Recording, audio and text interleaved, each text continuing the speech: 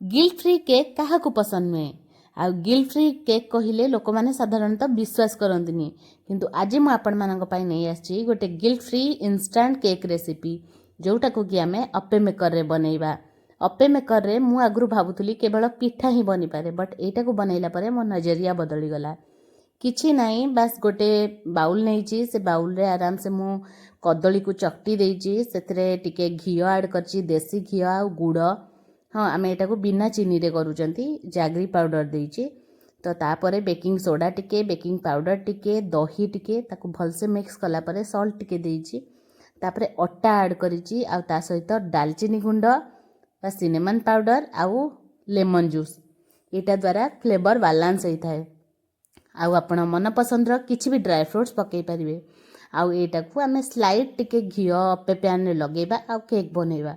एटा बहुत टेस्टी होता है आउ बहुत अल्प समय रे बन जाता है। गिल्ट फ्री एमती रेसिपी जदि चाहूँगी मते निहाती फॉलो करंतु आ मते कमेंट माध्यम रे जणेबे आपन मो वीडियो केमती लागुची।